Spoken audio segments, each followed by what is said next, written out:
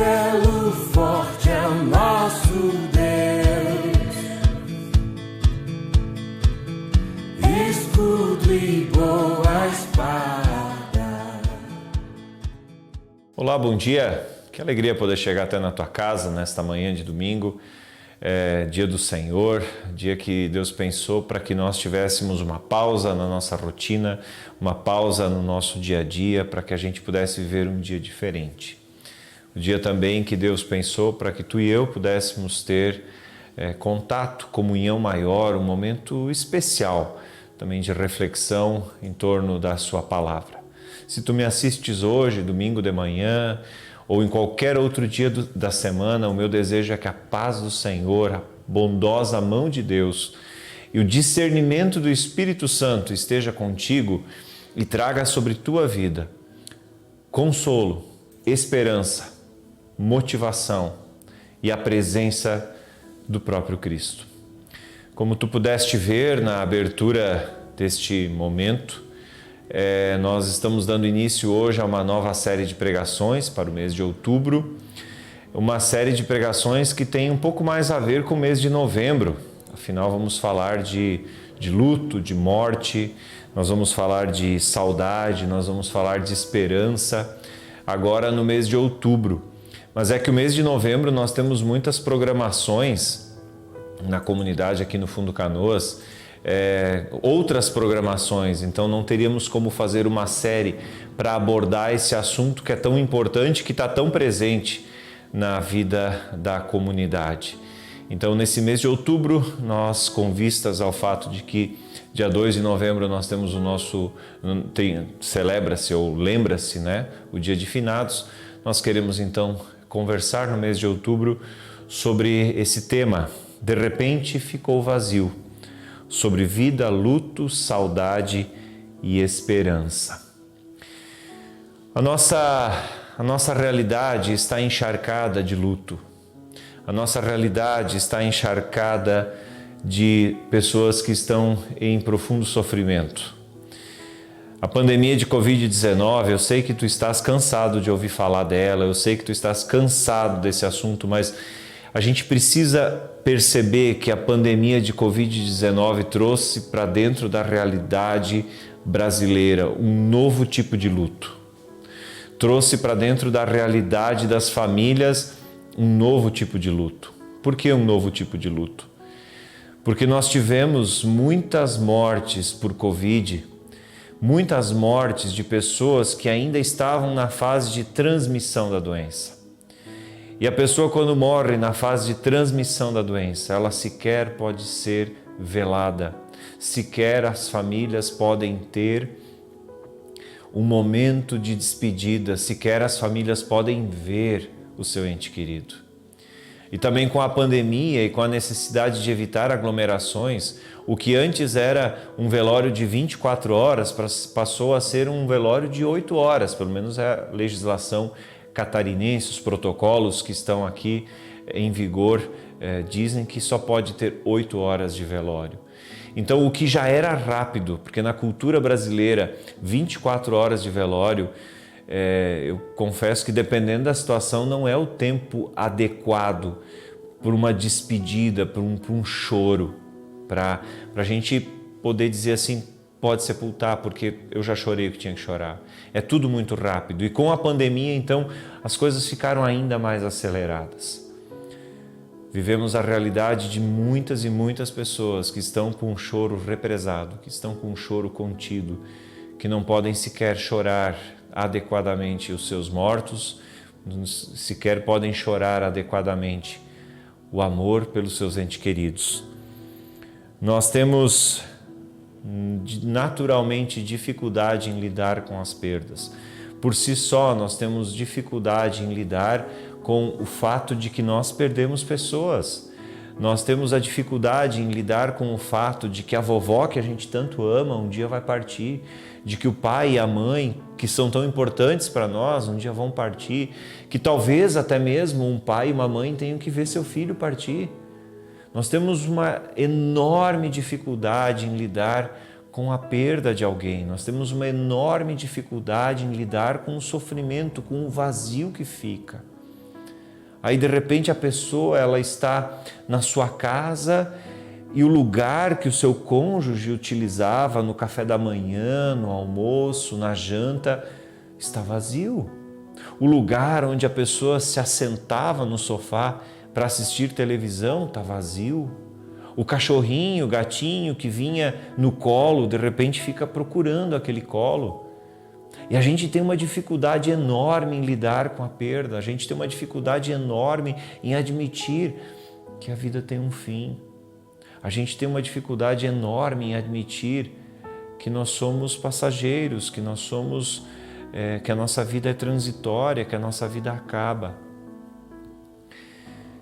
Teve uma música um tempo atrás que fez muito sucesso, da Ana Vilela, Trem Bala, uma música popular, uma música com uma mensagem muito profunda. A vida é trem-bala, parceiro. A gente é só passageiro, prestes a partir. Queridos, nós temos uma enorme dificuldade em lidar com a perda. E nesse período de pandemia, em que a morte ronda e rondou inúmeras famílias no nosso país. Essa semana, verificando os dados, essa semana nós chegamos a 600 mil mortes em decorrência da Covid. Encontrei também pessoas que dizem assim, eu questiono esses dados, eu também questiono alguns dados, mas fato é, além das outras doenças, além do câncer, além dos problemas cardíacos, além dos problemas renais, além dos problemas que se propagam na sociedade, além dos problemas de mortes provocadas por trânsito, por violência urbana, nós tivemos aí um agravante, que é uma nova doença, que levou aí 600 mil pessoas. E quando essas pessoas eram apenas números, talvez a gente lidasse com uma certa dificuldade já. Mas quando esses números se tornaram nomes de amigos, conhecidos, pessoas da nossa comunidade, pessoas do nosso círculo de amizades, a coisa começou a ficar bem mais complicada. E não é porque o assunto é pesado, não é porque o assunto é difícil, não é porque o assunto é complicado que nós não temos que conversar sobre ele. A palavra de Deus, ela quer nos fazer refletir sobre a morte, mas ela quer nos fazer refletir sobre a vida. Ela quer nos fazer refletir sobre o que significa estar aqui, respirando, vivo, em condições de poder tocar a vida. Mas também a palavra de Deus, ela quer de alguma forma vir ao nosso encontro quando nós choramos a perda de alguém, quando nós lamentamos, quando o nosso coração insiste em estar sangrando, quando o nosso coração insiste em estar doendo. E nesse sentido, eu quero, ao longo desta série de pregações, conversar contigo de maneira muito franca sobre alguns textos bíblicos que apresentam o luto, o sofrimento, a perda de alguém. E a partir desses textos fazer algumas reflexões sobre a vida, sobre a morte e sobre a esperança. Eu não quero que esta série seja vista como uma série de lamento, uma série de simplesmente ver as dificuldades, de olhar os dramas, não. Mas eu quero ver essa série também como uma possibilidade da gente ser enchido de esperança, ser enchido de certeza de que tudo não termina num túmulo, de que se a nossa história acaba aqui, ela pode continuar na eternidade com Cristo. Esta série quer ser um chamado também à esperança, a um refletir sobre a vida, a um refletir sobre a morte, ao ir ao encontro do enlutado, mas também ser uma palavra de esperança, uma palavra que traz ao teu, ao meu coração, esperança para além da sepultura. E nesse sentido, eu quero ler contigo a palavra do Senhor que nós encontramos no segundo livro de Samuel, o capítulo 1. Nós vamos ler dos versículos 1 a 16. É um texto bastante extenso, mas ele é necessário que a gente o leia na sua integralidade para que possamos então também entender o que esse texto quer nos dizer. Diz assim a palavra: Depois da morte de Saul, Davi retornou de sua vitória sobre os amalequitas e passou 2 dias em Ziclague. No 3º dia apareceu um homem do exército de Saul. Ele havia rasgado as roupas e colocado terra sobre a cabeça. Ao chegar, curvou-se diante de Davi com o rosto no chão. De onde você vem? Perguntou Davi. O homem respondeu: escapei do acampamento israelita. O que aconteceu? Disse Davi. Conte-me como foi a batalha. Todo o nosso exército fugiu do conflito, disse o homem. Muitos morreram, e Saul e seu filho Jonatas também estão mortos. Todo o nosso exército fugiu do conflito, disse o homem. Muitos morreram, e Saul e seu filho Jonatas também estão mortos. Nessa hora, Davi tem um baque. Nessa hora, Davi tem um baque. E daqui a pouco eu explico por quê. Continuando. Como você sabe que Saul e Jonatas estão mortos? Perguntou Davi. O homem respondeu. Aconteceu de eu chegar ao monte Gilboa e ver Saul apoiado em sua lança, enquanto carros de guerra e cavaleiros inimigos se aproximavam dele. Quando ele se virou e me viu, gritou para que eu me aproximasse dele. Aqui estou, Senhor, eu lhe disse. Ele perguntou, quem é você? E eu respondi, sou amalequita. Então ele me suplicou, venha cá e mate-me, pois a dor é terrível e quero morrer. Então o matei, pois sabia que ele não sobreviveria. Em seguida tomei sua coroa e seu bracelete e os trouxe para cá, para o meu senhor. Quando ouviram a notícia, Davi e seus homens rasgaram as vestes. Lamentaram, choraram e jejuaram o dia todo por Saul e seu filho Jonatas, pelo exército do Senhor e pela nação de Israel, pois naquele dia muitos haviam morrido pela espada. Depois Davi disse ao jovem que havia trazido a notícia, de onde você é? Ele respondeu, sou filho de um estrangeiro, um amalequita que vive em sua terra. Davi perguntou, como você não teve medo de matar o ungido do Senhor? Então Davi chamou um de seus soldados e lhe ordenou, mate-o. O soldado feriu o amalequita com sua espada e o matou. Davi disse, você condenou a si mesmo ao confessar que matou o ungido do Senhor. E aí então Davi entoou uma canção fúnebre para Saul e Jonatas. E o texto continua.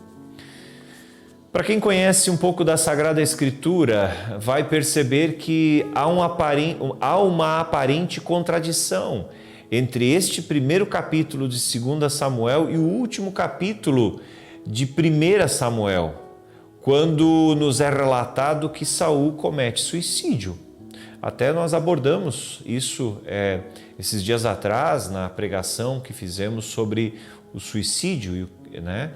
Sobre o Setembro Amarelo. Você pode voltar lá no canal e conferir essa pregação. Há uma aparente contradição entre o último capítulo de 1 Samuel, onde nos é falado que Saul comete suicídio, e esse primeiro capítulo de 2 Samuel, onde nos é relatado que Saul e Jonatas foram mortos. Só que a gente não pode esquecer que o autor de 1 e 2 Samuel é o mesmo. O livro só foi dividido em 2 partes por conta do tamanho dos rolos, dos pergaminhos, né? Enfim, o tamanho, né? A questão de carregar isso de um lado para o outro. Então, não há uma contradição. Quem escreveu o 1 Samuel escreveu também o 2 Samuel. Então, existe uma explicação, sim, para essa aparente contradição. Segundo alguns estudiosos do texto sagrado, eles dizem assim que por saberem que entre Saul e Davi havia uma certa rivalidade e que Saul estava pronto a matar Davi a qualquer hora e Saul tentou inclusive dar cabo da vida do Davi em algum momento, pressupunha-se então, ou todas as pessoas achavam que Davi quisesse Saul morto. E por isso então, esse rapaz, esse amalequita, né, ele chega para Davi dizendo, olha, eu matei, E como que com isso ele quisesse meio que dizer assim, me dá minha recompensa. Mais ou menos como aqueles cartazes que a gente vê em desenhos animados, em que a gente vê em filmes, procurado, dá-se recompensa para quem souber o paradeiro e etc e tal. Talvez esse rapaz achasse, olha, se eu chegar para o Davi e contar para ele que eu dei jeito em Saul, então eu vou ter a minha recompensa. Só que é aí que ele se dá mal, porque a situação não é bem assim. Embora Saul tenha tentado matar o Davi, essa história está lá em 1 Samuel capítulo 19, e tenha perseguido Davi com constância, isso a gente vê no 1 Samuel capítulo 23, ainda assim Davi não queria a morte do seu inimigo, porque para Davi, Saul não era um inimigo. Agora, para Saul, Davi era um inimigo, sim. Por quê? Porque Saul fora rejeitado como rei de Israel e Deus manda, então, Samuel ungir Davi. Num primeiro momento, ele é só ungido e mais tarde ele é ungido rei, ele é entronizado como rei de Israel. E toda essa questão que começa lá com Golias, quando Davi mata Golias e ele recebe uma homenagem, ele é aclamado na cidade como o grande Davi. Tudo isso encheu o coração de Saul de raiva, de ódio e com o desejo de morte. Mas é interessante perceber que Davi, embora tivesse todos os motivos para se alegrar com a morte de Saul, daquele que tentara matá-lo, daquele que estava à sua procura, daquele que estava tentando de alguma forma eliminar o Davi. Davi, quando sabe da morte do seu rei, porque Davi era israelita, quando ele sabe da morte daquele que fora ungido por Deus para ser rei de Israel, ele fica profundamente abatido. Ele fica profundamente enlutado, ele fica profundamente triste. E o rapaz que achava que talvez fosse ganhar a sua honraria pela sua atitude que não fizera, porque Saul comete suicídio, ele acaba sendo morto também. E como disse Davi, pela tua própria boca tu foste condenado, pela tua atitude, porque não temeste levantar a tua mão contra o ungido de Deus. Davi está triste. Davi está profundamente triste porque Saul foi ungido rei de Israel, ele foi escolhido por Deus. E, portanto, há uma reverência diante dessa pessoa, há uma consideração por essa pessoa, porque se Saul se perdeu ao longo do caminho, se Saul andou por caminhos que são condenáveis aos olhos de Deus, ainda assim ele era ungido de Deus. Só que tem um segundo elemento. Saul era pai de Jonatas. Jonatas era, se não o melhor, mas certamente um dos melhores amigos de Davi. Um cara muito especial.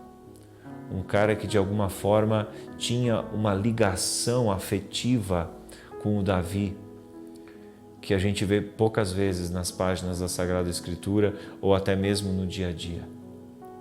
Quando Saul está morto, Jonatas está morto, Davi está arrebentado pela morte, porque eram pessoas ainda relativamente jovens.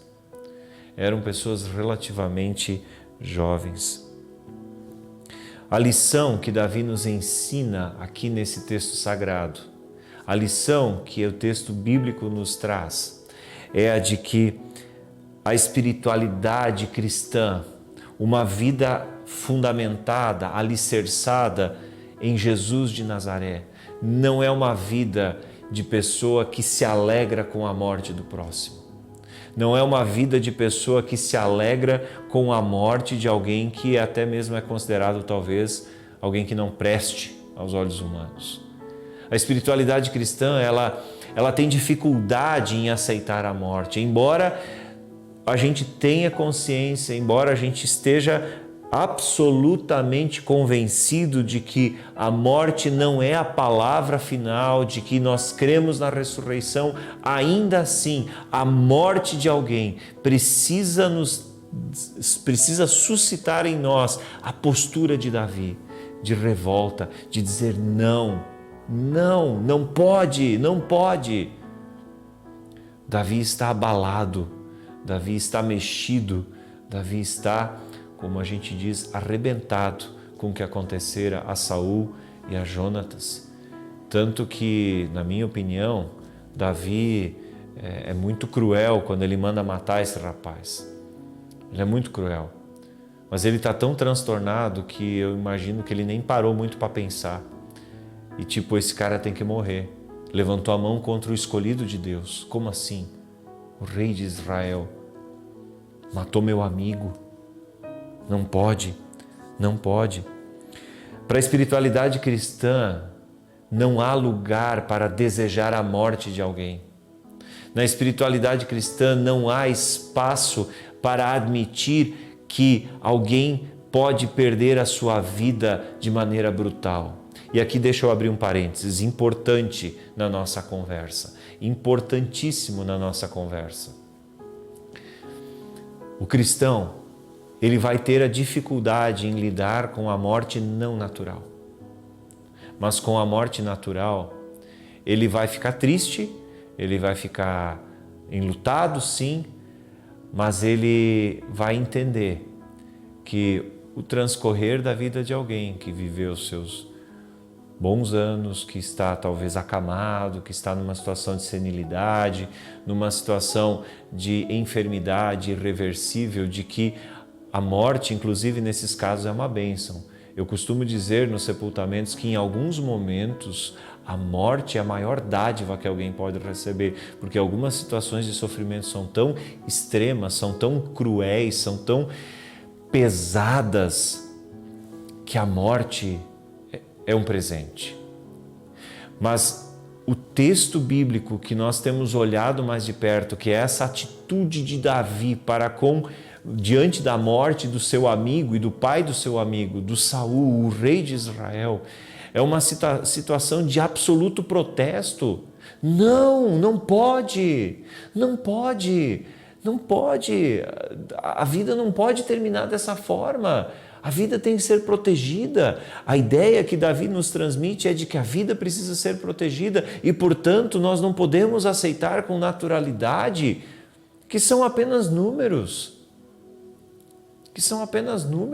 Nós não podemos aceitar com naturalidade que por ano 800 mil pessoas tirem a sua vida, cometam suicídio. Nós não podemos aceitar com naturalidade que em torno de 400 mil pessoas no mundo perdem a sua vida em acidente de trânsito. Nós não podemos aceitar com naturalidade que nossos jovens estão sendo mortos em confrontos armados entre gangues. Nós não podemos aceitar com naturalidade essas questões. Nós não podemos aceitar com naturalidade.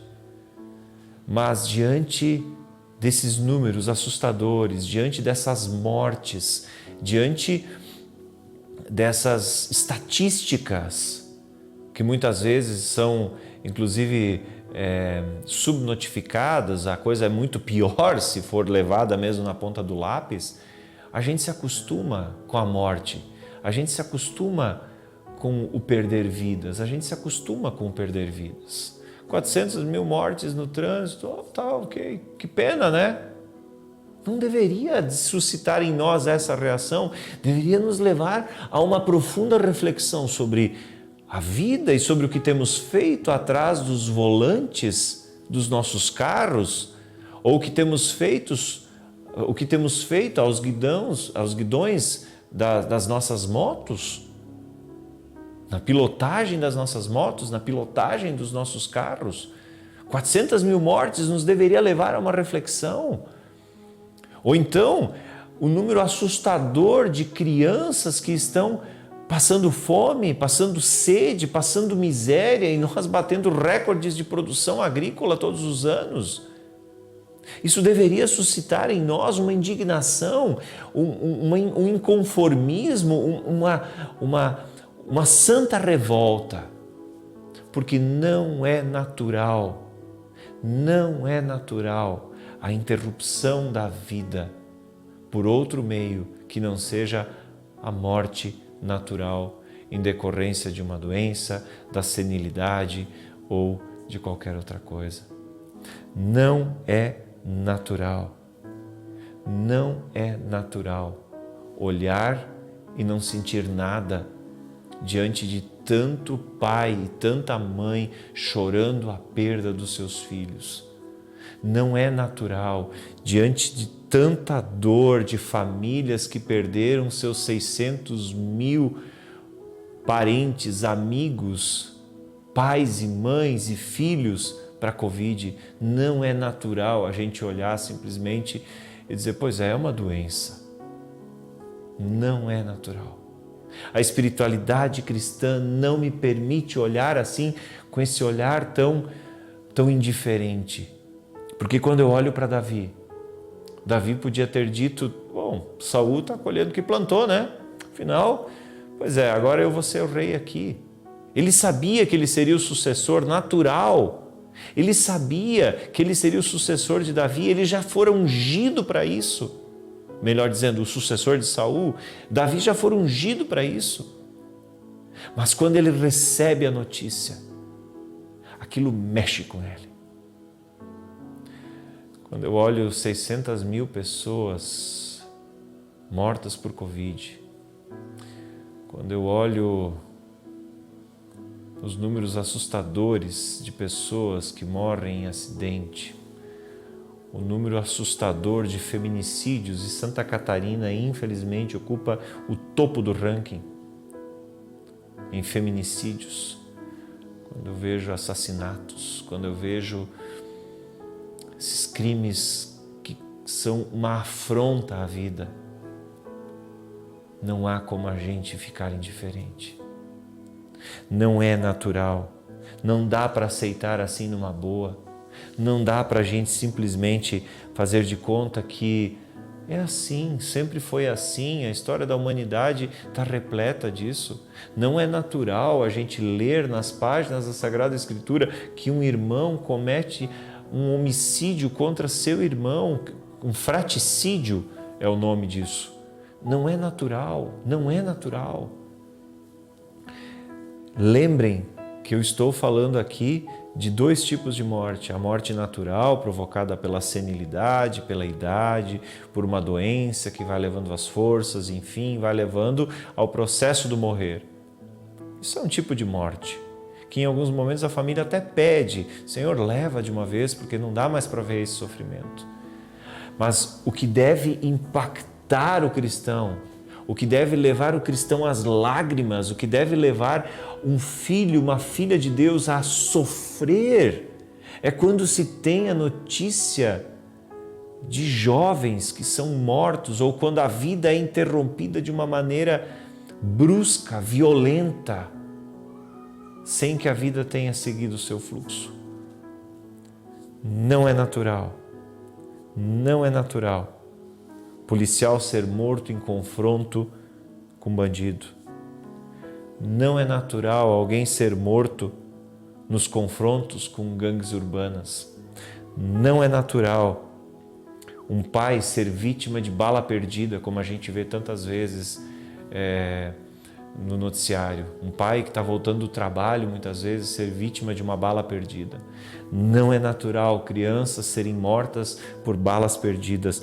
Não é natural mulheres e moças estarem correndo perigo de vida quando saem de casa por conta dos maníacos que estão por aí, violentam e assassinam essas mulheres, essas meninas. Não é natural que negros e pobres sejam mortos por estarem socialmente vulneráveis. Não é natural que pessoas morram por falta de acesso a tratamentos de saúde. Não é natural crianças morrerem por inanição, por sede, por não terem as mínimas condições de nutrição. Não é natural alguém que é homossexual ser morto na rua por conta da sua opção sexual. Não é natural alguém doente passar a sua doença por não se cuidar para um outro. E eu estou falando aqui das inúmeras pessoas que estavam doentes de Covid e passaram adiante para o outro. Isso não é natural, isso não é da vontade de Deus, não é assim que Deus quer que a gente lide com a vida. A gente precisa olhar para esse texto onde Davi lamenta a morte daquele que é considerado seu inimigo, mas que não é inimigo para Davi. E a gente precisa olhar para isso e dizer assim, alguma coisa tem que ser feita.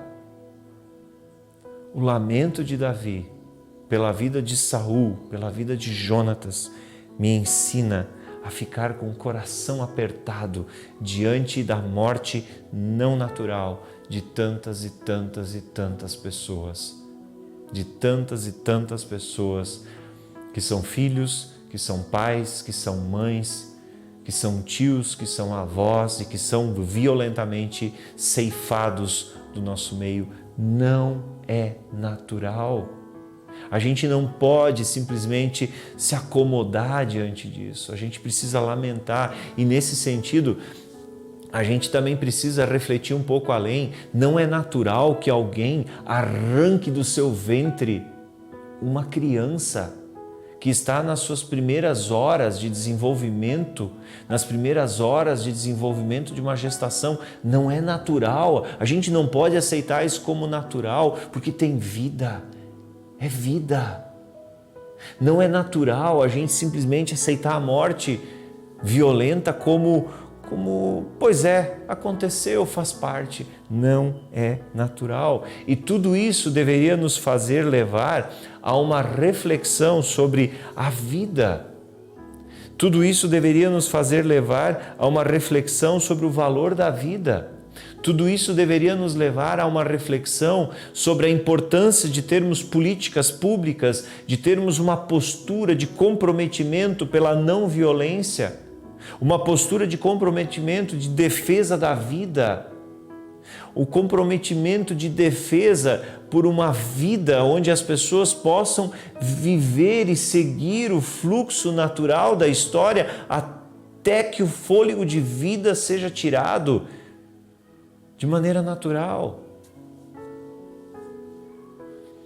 E nesse sentido a gente precisa também ter uma conversa, muitas vezes, conversa que não acontece, sobre os próprios métodos terapêuticos ou ditos terapêuticos que nós temos à disposição hoje em dia. Em muitos casos, e agora eu não estou falando de mortes que acontecem de forma violenta, em muitos casos em que a vida está seguindo o seu fluxo e a pessoa vai partir, a gente precisa, como família, conversar realmente sobre se queremos ou não entubar alguém, se queremos ou não fazer com que a pessoa passe por essa situação, sendo que não há mais volta. Entendam bem, se existe a possibilidade de uma volta saudável da UTI, ótimo, devemos fazer, isso não se discute. Agora, em casos em que colocar a pessoa numa UTI é prolongar o sofrimento porque não há mais possibilidade, a gente realmente deveria conversar sobre isso. A gente realmente deveria refletir sobre isso como família. A gente realmente deveria dizer isso para os nossos queridos: se me acontecer isso, eu não quero ser entubado, eu não quero ir para a UTI. Mas que a gente conseguisse olhar para a morte como algo natural, como algo que faz parte da vida, como algo do qual a gente não tem como fugir, algo que de fato a gente precisa encarar um dia, e é o momento de maior solidão que alguém vai vivenciar. É o momento da sua morte. Mas que isso fosse algo que pudesse acontecer seguindo o seu fluxo natural. A grande questão que nessa manhã Deus quer nos chamar a atenção e Deus quer nos fazer refletir, e a palavra nos leva a essa reflexão, é quando a gente meio que cauteriza o coração, meio que cauteriza a sua mente para a absurda quantidade de morte não natural que nós temos aí. Davi está profundamente chocado, mexido, transtornado com a notícia do assassinato do seu antecessor e o assassinato do seu amigo. Assassinato que não foi assassinato, foi suicídio, mas independente. É uma forma violenta de morte. Davi está chocado com isso, ele está transtornado com isso, ele está inquieto, ele não está aceitando.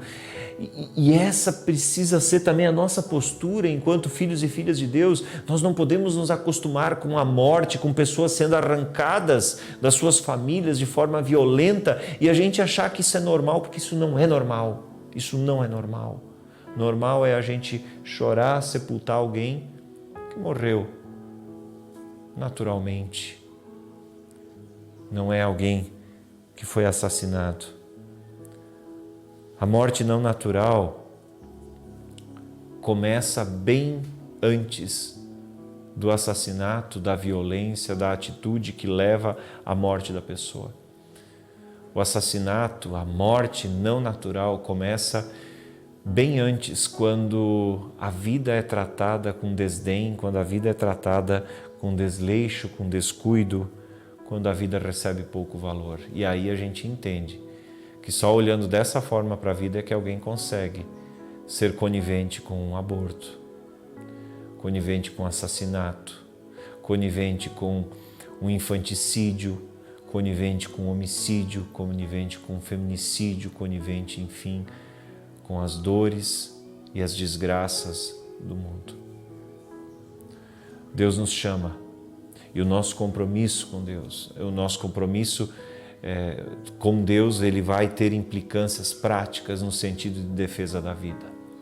E não é à toa que o nosso Deus deixou um mandamento em Êxodo capítulo 20, Deuteronômio capítulo 5, onde está expresso em 2 palavras: não matarás.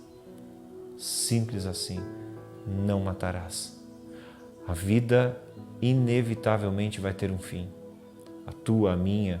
O detalhe é que a gente não sabe como será, quando será, de que jeito será, a gente não sabe nada disso. Tomara que seja naturalmente, sem dor, sem sofrimento, sem uma doença grave, que seja natural. Agora, esse mandamento, ele quer proteger a vida no sentido de que precisamos ter o compromisso de cuidar da vida. O compromisso de não sermos simplesmente pessoas que aceitam a morte violenta como algo que faz parte da história humana. Faz parte, é verdade, desde o Jardim do Éden, faz parte, mas nunca foi a vontade de Deus. E por isso nós, cristãos, precisamos nos engajar em um projeto de mundo, um projeto de reino de Deus, um projeto de vida onde a preservação da vida está em primeiríssimo lugar. A preservação da vida do outro, independente das escolhas que o outro fez, independente se eu concordo com o outro ou não, independente do que eu acho do outro ou não, independente de qualquer coisa, a vida é valiosa, preciosa, precisa ser protegida, e a morte, a perda de alguém, precisa gerar em nós o sentimento que gerou em Davi de indignação e não de conformismo. De repente, ficou vazio, está vazio. E não está vazio porque foi simplesmente o desejo de Deus. De repente ficou vazio porque alguém foi arrancado da vida. E isso nos deve fazer o coração sangrar. Meu querido, minha querida, se tu te acostumou com as notícias trágicas de morte, de tragédia,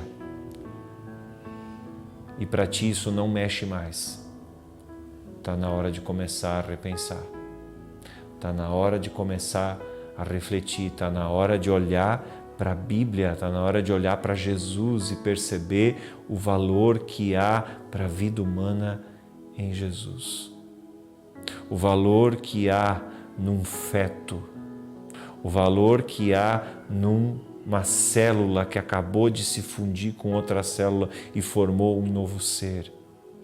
O valor que há para Deus em relação à vida.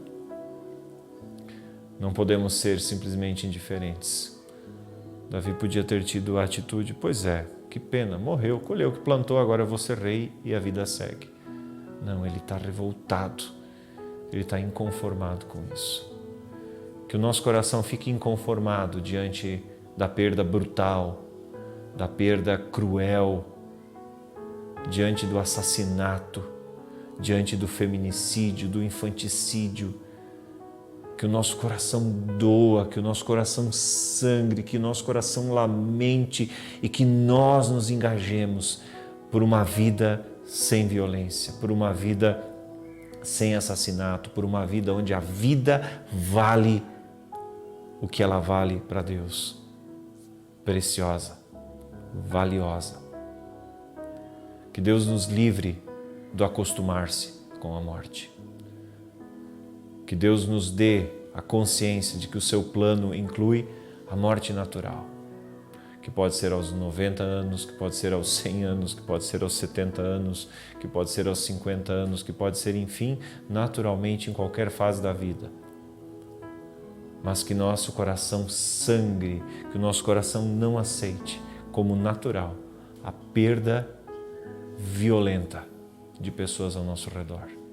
E que nós, que amamos a Jesus, possamos nos envolver numa vida onde a vida é preservada, sempre.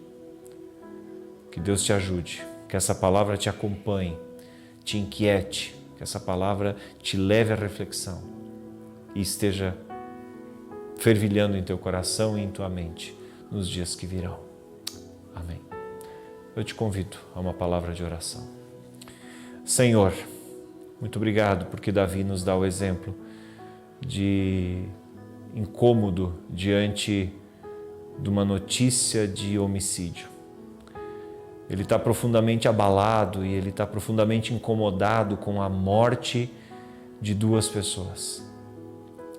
Senhor, que nosso coração também não simplesmente aceite assim as notícias e simplesmente não se conforme, mas que o nosso coração fique inquieto e que nós possamos nos envolver num estilo de vida, num jeito de nos organizarmos, em causas que promovam a vida, a preservação da vida, o cuidado com a vida, a valorização da vida, a dignidade e o bem-estar.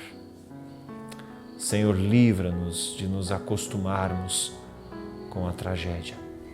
Livra-nos de nos acostumarmos com a desgraça. Livra-nos. E que possamos olhar para a morte, sim, como algo natural, mas que acontece também naturalmente. Que o nosso coração se indigne diante do arrancar de vidas do nosso meio. Que Deus nos guarde, que Deus nos cuide, que o Senhor continue falando ao nosso coração. No nome de Jesus. Amém. Fica o convite para continuar nos acompanhando. No próximo domingo queremos estar conversando, mais um olhar dentro desse tema. Que Deus abençoe tua vida. Gostou da pregação? Curte aí, compartilha, passa adiante, segue a comunidade no Facebook, ativa lá a tua notificação no YouTube para receber todos os vídeos, enfim, todo o material aqui da comunidade. Se tu quiser também abençoar a comunidade fazendo uma oferta, depois mais vai ter a possibilidade de fazê-lo. Temos aí uma arte onde aparece o número da conta, enfim, as informações para fazer o teu depósito, para, enfim, abençoar a comunidade aqui do Fundo Canoas. Lembrando que também teremos esses cultos presencialmente. Se quiser nos fazer uma visita, lembre que todos os domingos de manhã, às 9h30, nós temos o nosso culto acontecendo presencialmente. Eu te desejo uma boa semana, que a paz do Senhor esteja contigo e que a palavra de Deus continue falando ao teu coração por meio do agir do Espírito Santo. Que Deus te abençoe, que Deus te guarde, que Deus esteja contigo, hoje e sempre. Amém. Tchau, tchau.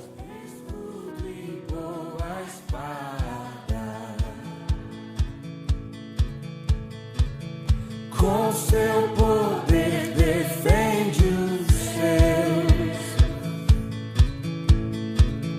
A sua igreja amada,